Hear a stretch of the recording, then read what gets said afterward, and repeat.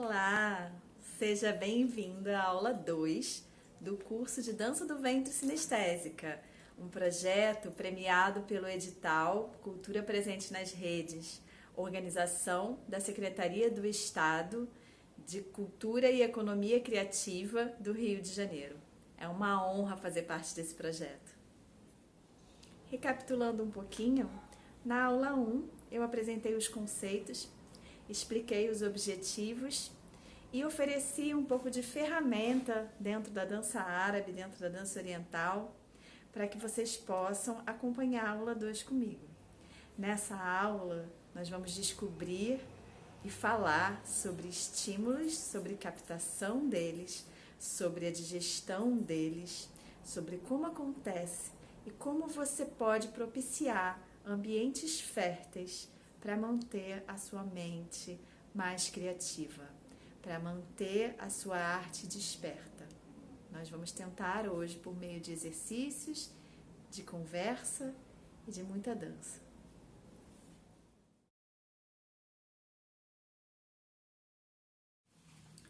Hoje nós começamos a nossa conversa falando sobre estímulos. Nós somos estimulados a todo momento.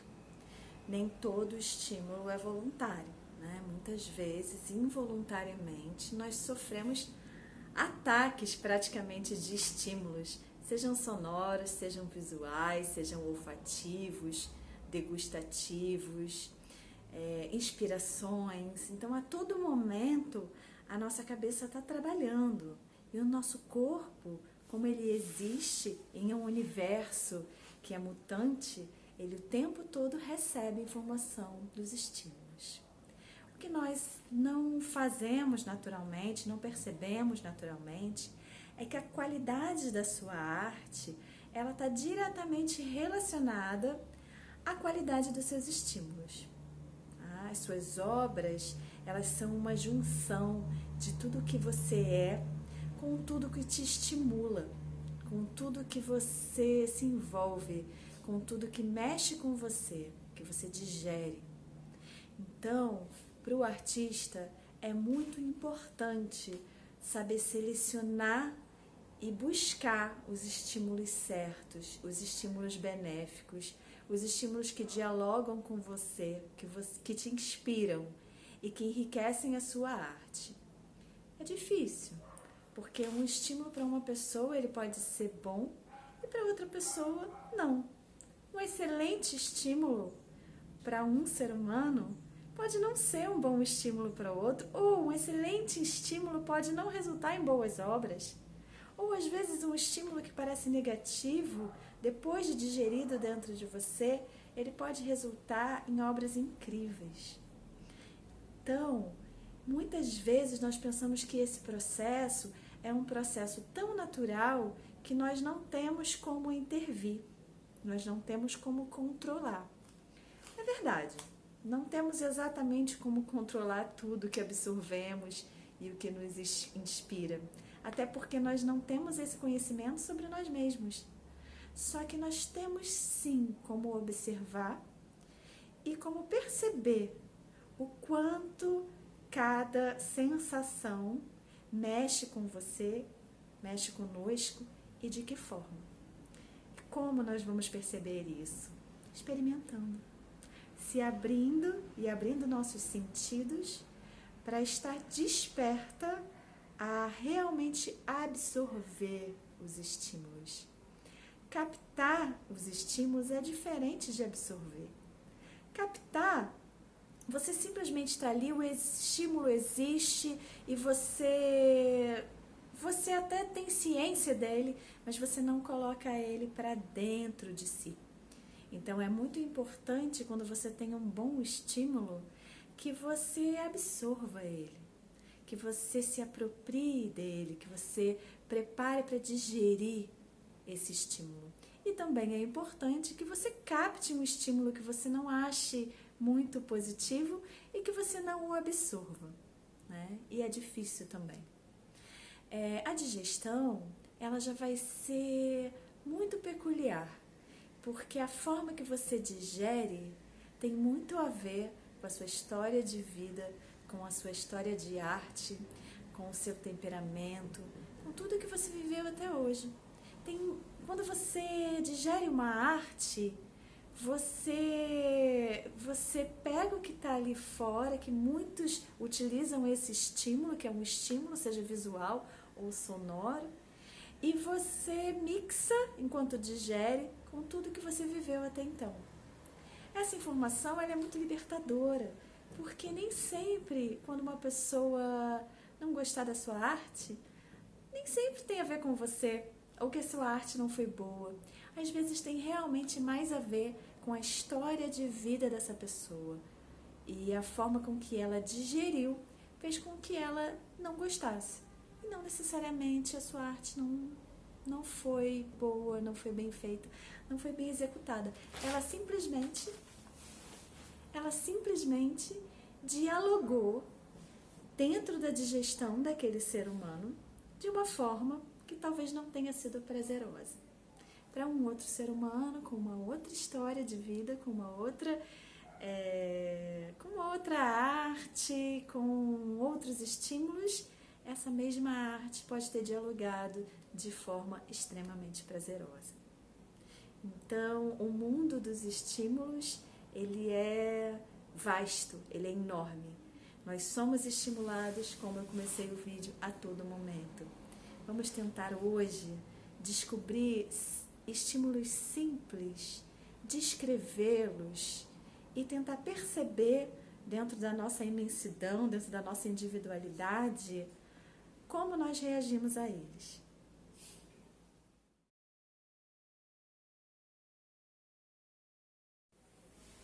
Na aula 1, nós falamos sobre sinestesia. Então é importante visar que a sua sinestesia ela é extremamente pessoal. A sua sinestesia ela não diz nada para o seu aluno, para a pessoa que você ensina ou que você tenta passar. Para essa pessoa, ela só é um relato. Ela provavelmente não vai dialogar, nem fazer sentido dentro de um outro ser humano. Então, para alguns professores, ao trabalhar com a sinestesia, vocês precisam ter bem claro na cabeça de vocês que essa sensação que você tem, que enriquece a sua arte, ela é sua, ela é pessoal. Você até pode estimular os seus alunos com ela, mas para isso você vai ter que descrever o que você sente, descrever o que faz sentido para você. A outra pessoa pode comprar ou não, pode digerir bem ou não o que você está passando, e está tudo bem. Os seres humanos são muito diferentes. Então, no decorrer do nosso curso, pode ser que você se abra a captar os sentidos, que você até correlacione mais de um sentido, mas que você vá se perguntar, o que geralmente os alunos se perguntam. Ok, então como eu transformo isso em arte? Eu já até dei a dica no início. A minha forma de transformar as sensações em arte, a minha forma principal, eu dei o nome de trabalho descritivo. Justamente por isso que eu acabei de falar. A sua sinestesia, ela só diz respeito mesmo a você. Ela dialoga com você. Ela é profunda para você. Para uma outra pessoa, talvez não seja. Para essa pessoa compreender, você tem que descrever, né? Já falei isso. Quando você descreve algo, você se esforça para compreender o que você realmente sente. E por isso descrever não é fácil. Ao entrar no trabalho descritivo, nós temos algumas regras. A primeira é a ausência de regras. É respeitar o outro ser humano de acordo com a sensação individual dele. Nós estamos falando. Basicamente, ele consiste em você descrever algum sentido. Descrever livremente. E nesse momento, nós muitas vezes apelamos para termos sinestésicos, sem pensar. Por exemplo, voz doce. Voz não tem gosto. Então, voz doce já é um termo super sinestésico. Tá tudo azul? Tudo azul também é um termo bem sinestésico. Entre outros termos do nosso dia a dia, nossa, Você tá tão amarga hoje. Bom, seres humanos não têm gosto, seres humanos não são amargos. Então, isso tudo são trabalhos descritivos, mas que se tornaram termos no nosso português, né? Se tornaram uma forma de falar. E todo mundo compreende o que quer dizer. Então, você pode se concentrar em qualquer um dos nossos sentidos e descrever. Então, você pode descrever um aroma como ele sendo doce, né? Não tem um perfume doce, mas ninguém está provando esse perfume. Você pode descrever o aroma como, eu acho que ele é macio. Ele é... Para mim, ele é azulado. É um cheiro azul. Para mim, ele é um cheiro verde, é um cheiro fresco, é um cheiro cítrico. Para algumas pessoas, simplesmente em vez de falar que o cheiro é cítrico, para elas o cheiro pode ser verde. Elas podem sentir aquele aroma e simplesmente, é verde. E ela não precisa justificar essa sensação. Vocês não precisam justificar a sua descrição. Esse trabalho descritivo, ele não permite julgamento. Tá? Quanto mais você julgar, mais você vai se sentir tolhido no seu próprio trabalho descritivo. Porque o que julga também se sente julgado. Então, não existem julgamentos no trabalho descritivo. Não existe... Até existe comparação, mas não uma comparação depreciativa. Nós saímos agora do pressuposto que as pessoas não enxergam a mesma tonalidade de cor, que as pessoas não sentem o mesmo cheiro, porque algumas pessoas se apegam mais a algumas notas e outras pessoas mais a outras notas. Então, o mesmo cheiro, ele pode ser diferente para pessoas diferentes. E mesmo que ele seja igual, durante a sua digestão desse estímulo, ele pode ser positivo ou negativo. Positivo para mim, negativo para você, tá? As pessoas não ouvem a mesma música. As pessoas tendem a ouvir diferentes partes da música. Uns estão ouvindo a melodia, outros estão ouvindo mais a percussão, outros ouvem os floreios, outros ouvem a melodia, mas os acentos, e outros se concentram na frase. Então, embora a música seja única, as pessoas não absorvem e nem digerem a música da mesma forma. No trabalho descritivo, esses são os conceitos principais, tá? Liberdade, ausência de julgamento.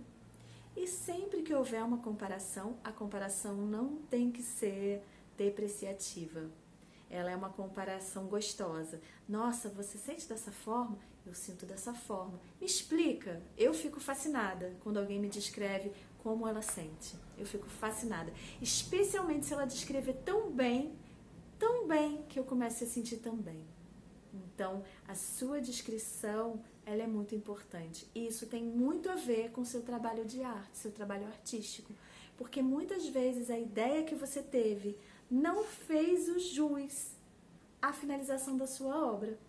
Muitas vezes a sua ideia foi uma, mas quando a sua obra dialoga com o outro ser humano, na maioria das vezes, no caso dessa ideia, ela pode expressar algo diferente do que você quis, né? A maioria das vezes isso acontece, tá? Vai misturar, como eu falei aqui, com o interior dessa pessoa. Mas então é importante que ao ter uma ideia, você descreva, utilizando as ferramentas artísticas que você tem, da melhor forma possível, para que a pessoa que está absorvendo tente entender o que você quis dizer. Para completar, a nossa linguagem hoje, dentro do trabalho descritivo, serão os nossos sentidos: visão, tato, paladar, olfato e audição. Nós vamos passear entre todos eles numa grande explosão de estímulos.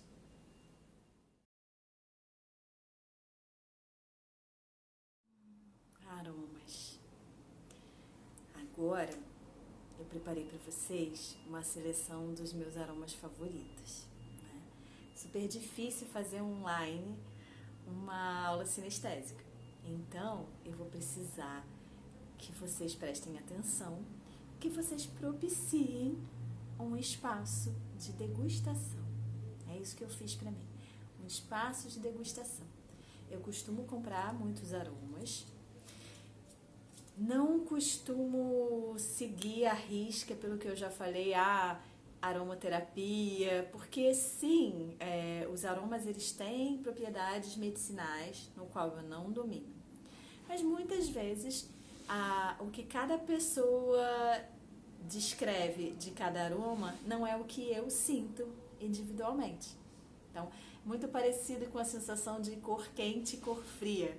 Eu sei que as cores são delimitadas em quente ou fria, mas tem cores frias que eu sinto quente, tem cores quentes que eu sinto fria. Então, existem muitas delimitações que foram feitas por algum ser humano dentro da sensação deles. E nós respeitamos isso. Só que nem sempre o que é descrito ele vai funcionar à risca com vocês, especialmente se nós estivermos falando dos sentidos, especialmente desse sentido tão refinado que é o olfato. E o olfato, ele tem que ser trabalhado. Se você não trabalha, se você não exercita, ele praticamente some. Você começa a sentir os aromas ou os odores, né, como um bloco. Você não consegue separar. Isso faz muita diferença até na sua autopreservação. Eu sinto o cheiro de gente. Eu sei que tem gente perto antes de ver a pessoa porque eu sinto o cheiro de gente. Não cheiro bom ou ruim ou de perfume. Cheiro de pele.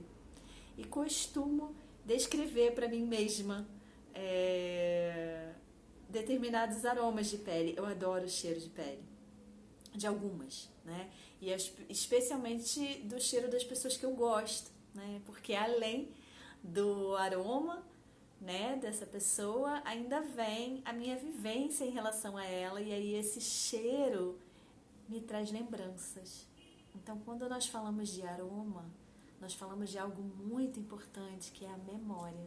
A nossa memória olfativa, ela é muito maior do que a nossa memória visual, do que a nossa memória auditiva. Então, primeiramente, você pode usar o estímulo dos aromas para te ajudar a dançar. Você pode usar o estímulo dos aromas para te ajudar a lembrar das coreografias. Você pode usar o estímulo dos aromas para te trazer foco. Você pode usar para te trazer criatividade. Então, só não segue à risca as listas que você vai achar na internet. Experimenta, prova, degusta e vê o que funciona para você. Então, eu compro muitos aromas quando eu viajo ao Egito. Eu aqui separei os meus favoritos e eu costumo fazer assim. Eu não coloco o nome de cada um. Se eu abrir e não souber do que é, então eu jogo fora. Porque se eu não sei descrever, se esse aroma eu não sei o que é, ou se esse aroma não me diz nada, ou se ele perdeu o cheiro, eu não mantenho, tá? Então esse aqui especialmente, daqui a pouco eu vou descrever. Lótus, eu amo. É um dos meus aromas favoritos. Vamos ver o que tem nesse. Menta. Menta com pimenta. Maravilhoso.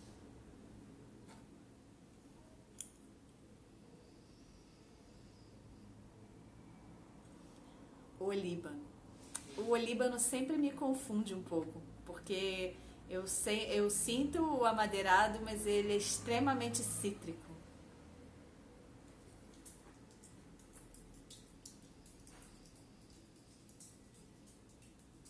Jasmim. Sempre tenho. Para minha arte, o jasmim funciona muito bem. Os meus favoritos para arte são o jasmim e bergamota. Para mim, é a Lotus, mas para minha arte, para eu trabalhar em sala de aula, para o estímulo das alunas, geralmente os cítricos e quando tem bergamota, tá? E o jasmim para sensibilização.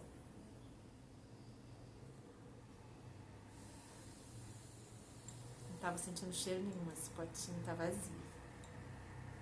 Ainda bem, estava ficando preocupada.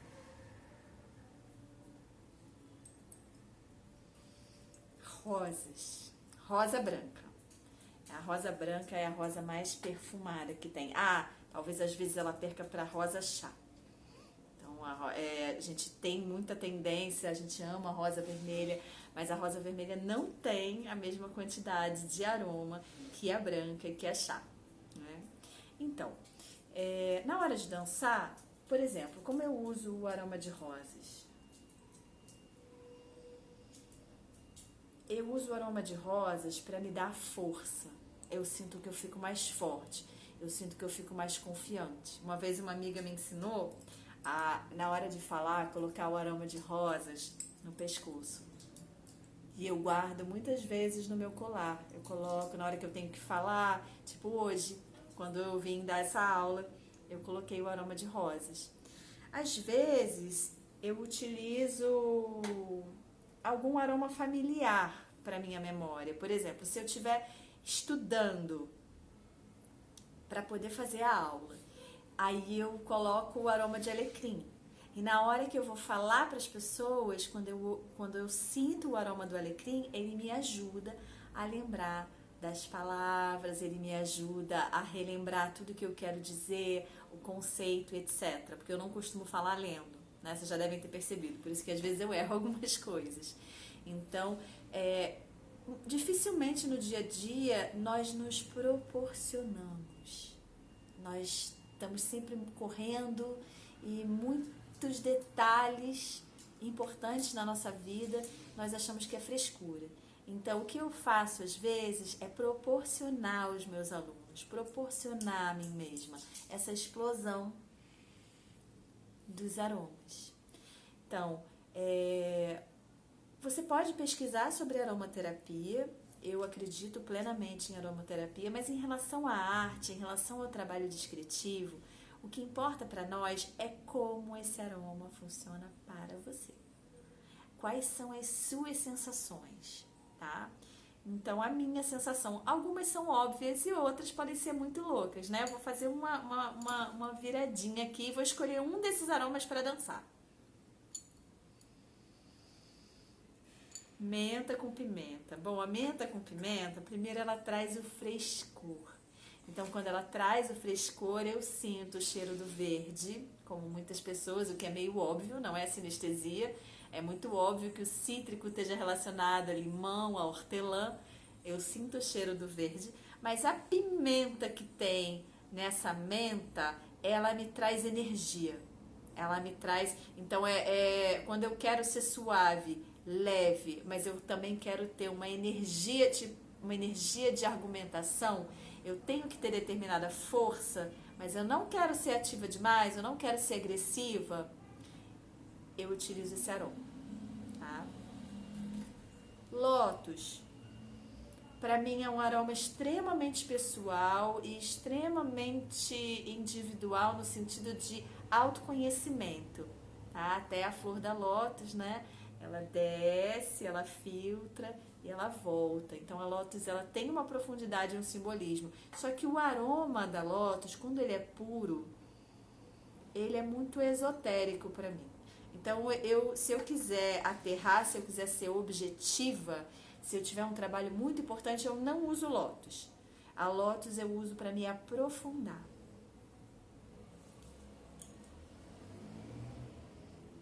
O olíbano. O olíbano eu uso pouco, mas eu utilizo quando eu quero estar extremamente focada. Eu já sou muito focada. Eu sou tão focada que se eu não me sensibilizar, eu atropelo as pessoas. Eu vou pensando no trabalho que eu tenho que fazer, eu vejo o caminho, eu não peço nem licença. E eu tive educação em casa, mas eu não peço nem licença, eu vou atropelando por causa do foco. Então eu só utilizo o olíbano quando eu estou com ausência de foco.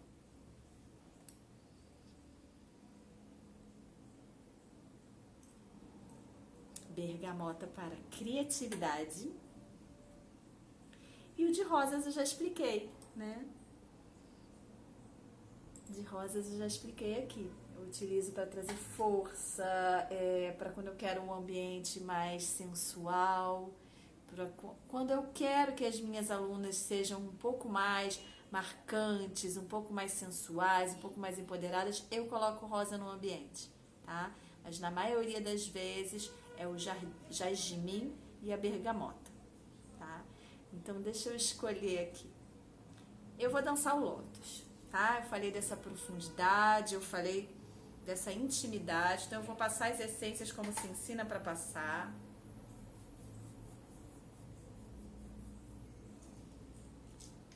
Vou colocar a Lótus no ambiente para me ajudar e vou fazer uma dança para você.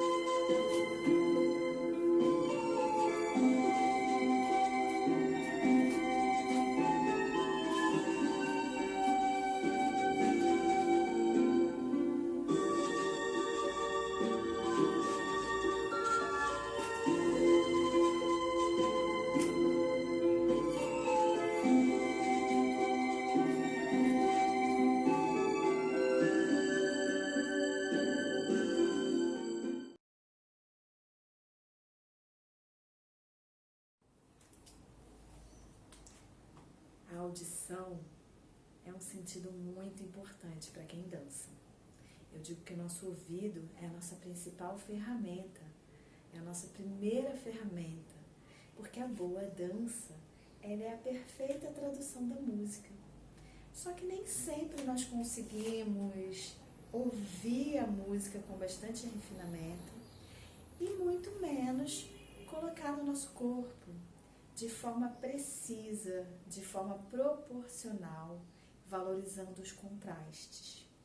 Para isso, é necessário exercício, é necessário primeiro silenciar o corpo, a mente, colocar a música e escutar. Escutar sem pressa, escutar sem objetivo de dançar, escutar sem contar inicialmente, simplesmente sentir a música, literalmente sentir a música. Uma vez que você já escutou 1, 2, 3, 4 vezes ou mais, você começa a desenvolver técnicas de sensibilização. A música árabe, especialmente, ela tem muitos instrumentos. E cada instrumento eu utilizo diferentes estilos de sensibilizações. Então eu não uso a mesma forma de sensibilizar para a flauta que eu uso para as cordas, que eu uso para anum, para alaúde. Também não uso a mesma técnica para percussão. Então eu tive que escolher uma aqui para o exercício de sensibilização, de audição, e eu vou utilizar a flauta, que é o sopro da vida. Para os árabes a flauta está sempre relacionada à espiritualidade. Então dentro dessa ideia nós vamos estudar a melhor forma de dançar a flauta.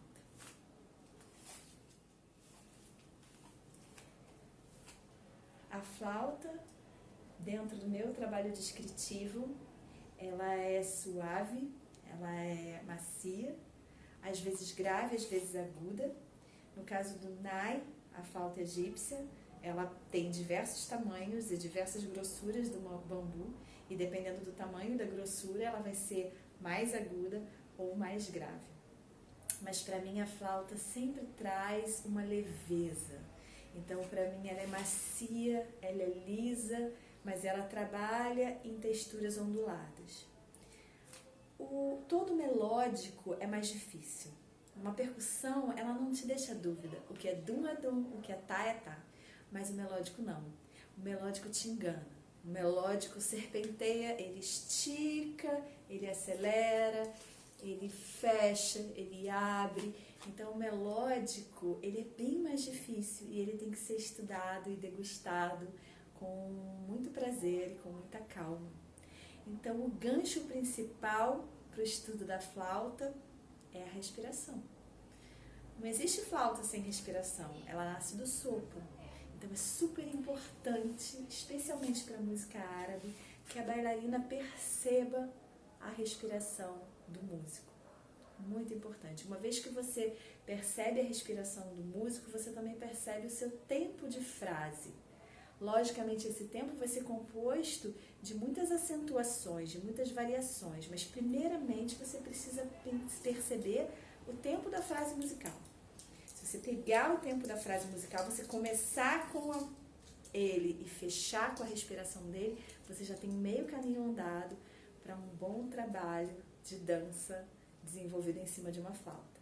Então vamos, dentro da técnica de braço que nós aprendemos no módulo 1, observar a respiração do músico. A minha proposta de exercício para vocês, para essa flauta, é que vocês movimentem os seus braços e que vocês pausem junto com a pausa de respiração da flauta. Ao pausar, preste atenção na respiração e respira profundamente junto com ele. Retorna a sua movimentação no retorno do som. Ele pode ser bem longo ou ele pode ser mais curto. Então você tem que estar atenta, tem que estar desperta. Abre seu ouvido.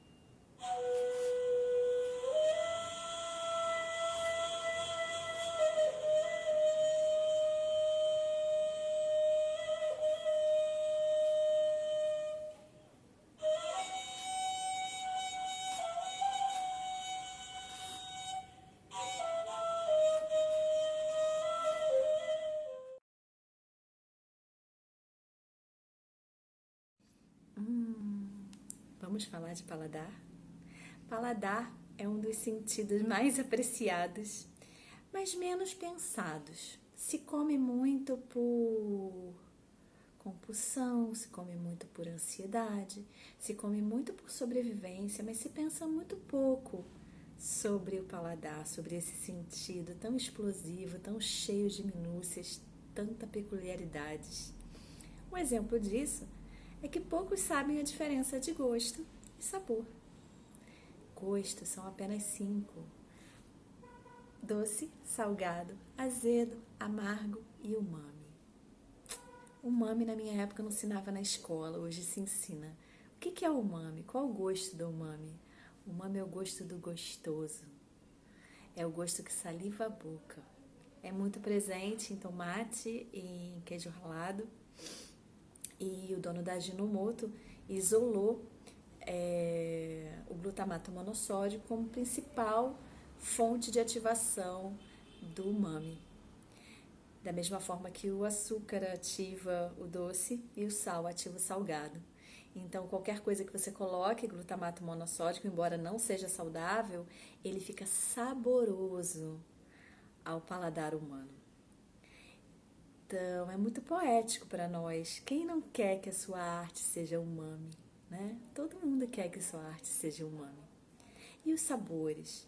O sabor é um sentido sinestésico que é ativado com a união do olfato com o seu paladar. Então é muito comum que as pessoas falem brincando assim, ai, não vou comer isso não, porque isso tem gosto de percevejo. E alguém pergunta, mas você já comeu percevejo? Aí você fica assim, né? Não, é normal, porque você sabe o cheiro. Quando você come algo, se você não estiver respirando bem, você sente o gosto.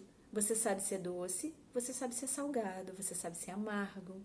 Mas o sabor você só sente quando você respira. Vamos fazer um exercício? Se é para minha arte ser degustada, que ela seja um sabor. Esse exercício você pode fazer com suas amigas, você pode fazer com a sua família e pode fazer também com as suas alunas, tá? Para despertar a sensação do sabor, a união do olfato com o paladar. Então, a primeira coisa é que você vai vendar a pessoa vai pegar uma bala qualquer, vai abrir, tampar o nariz e colocar na boca.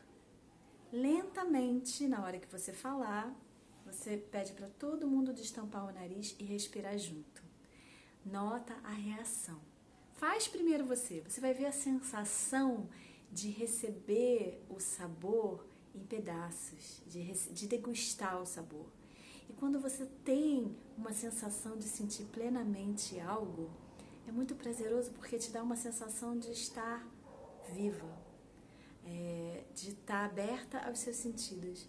Um sentido tão simples, algo que a gente experimenta diariamente, mas poucas vezes para perceber. Eu vou fazer o exercício.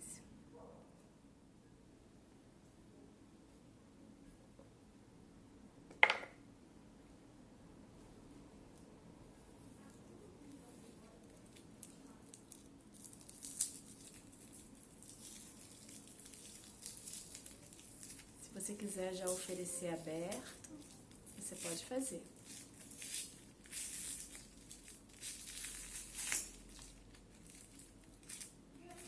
Nesse momento, tampa o nariz.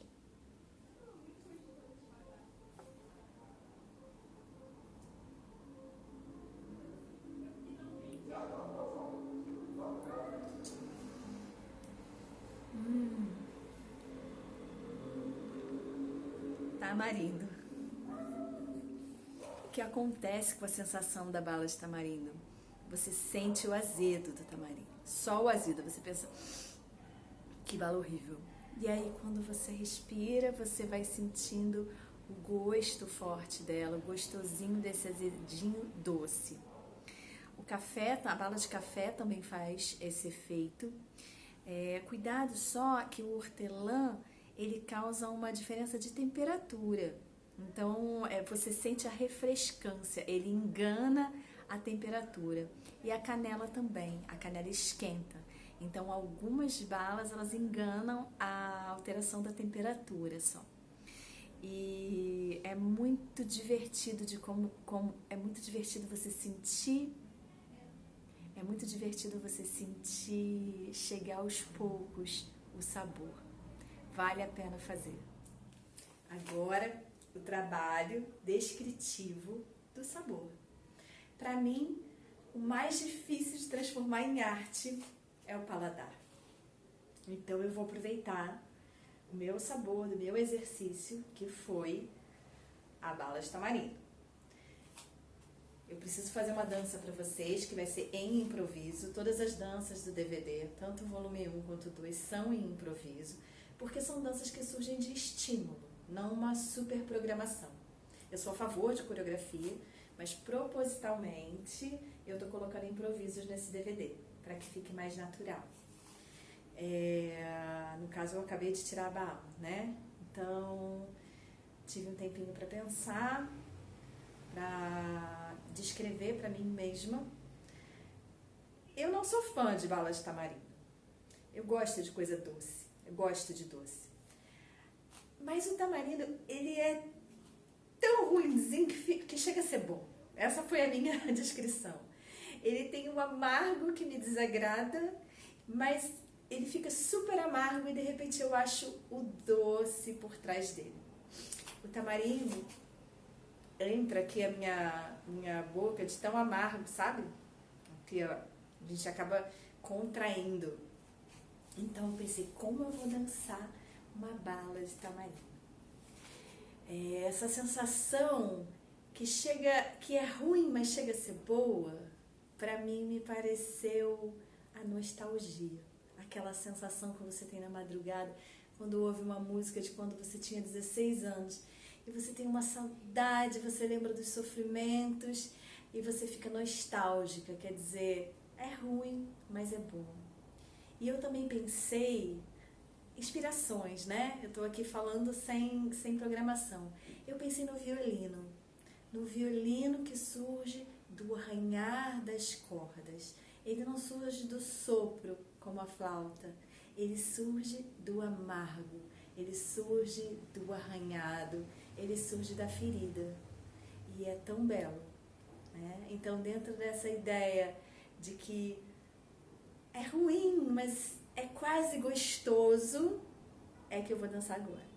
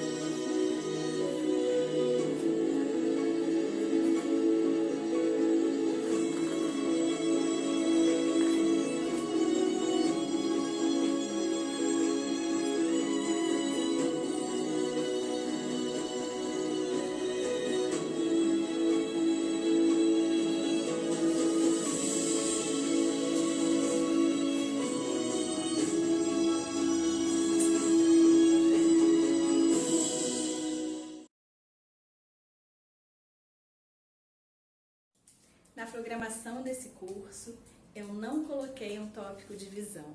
Por quê? Porque a visão, ela é dominante. Então, esse curso sendo online, ele está o tempo todo estimulando a visão, em cores, em movimentos, todo o tempo, do início ao fim. Então, eu não senti uma super necessidade de estimular mais ainda a visão, mais ainda do que nós temos sido estimulados durante a quarentena, com celulares e computadores. Mas a visão é extremamente estimulante no sentido de cores e formas. Então eu não estou ignorando, simplesmente acho que nesse momento estamos estimulando bastante a visão.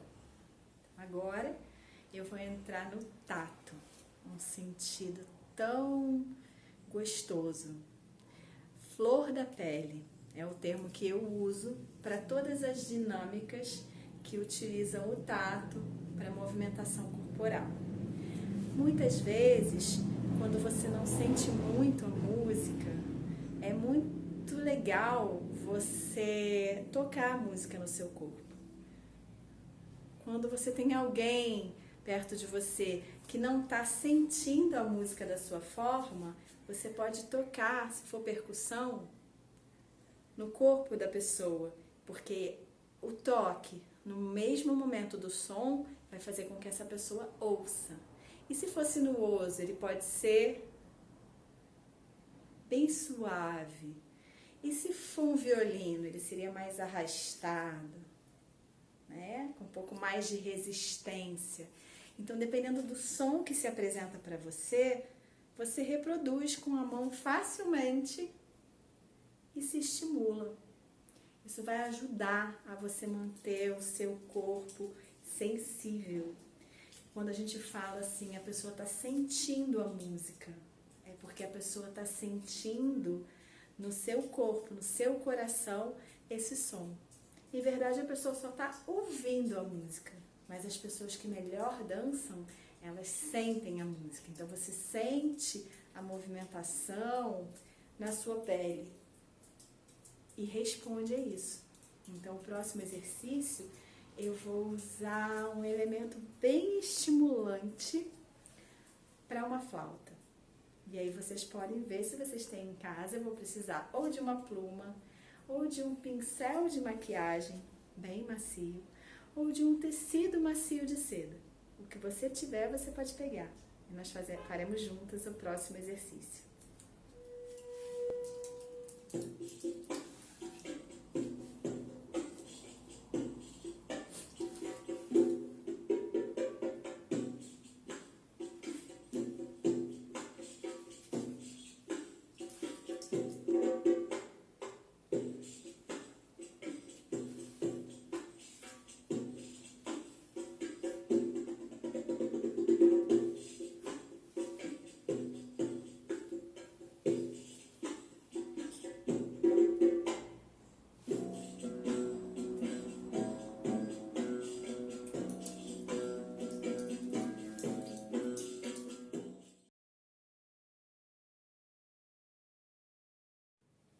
Uma das dinâmicas mais funcionais que eu já fiz para as minhas alunas, que me deu um excelente resultado, foi essa dinâmica do tato com a sonoridade, com a música. Qual é a minha ideia? É usar uma única geometria, e no caso eu escolhi as esferas, porque são uma reprodução dos movimentos ondulatórios de dança oriental. Na dança oriental, a gente pode usar o mesmo movimento com texturas diferentes. Um 8 ou um círculo, ele pode ter trancos, ele pode ser arrastado, ele pode ser sinuoso. Para ter esse refinamento corporal, primeiro eu tenho que ter um refinamento da musicalidade. E é difícil. Então, para despertar isso nas alunas, como eu fiz? Eu tenho muitas esferas com diferentes texturas. Essa é bem áspera, essa é listada, trançada, muitas pequenas esferas fazendo uma única esfera, onde elas se desconstroem e se juntam. Uma pedra bem pesada e bem áspera, bem lisa, mais lisa ainda.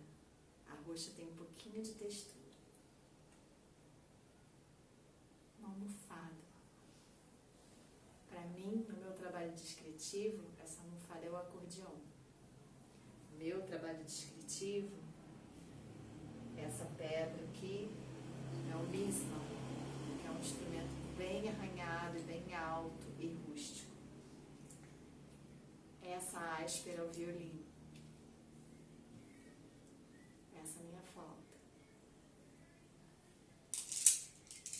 Esse aqui é o meu alaúde, com as cordas.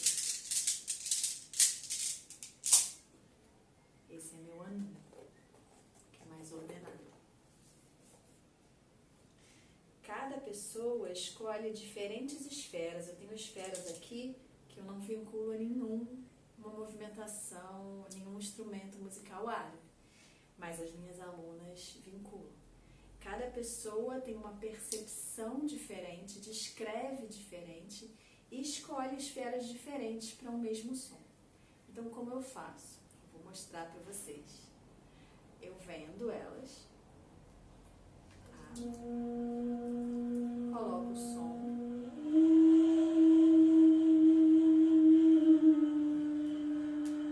E ofereço as texturas, uma de cada vez.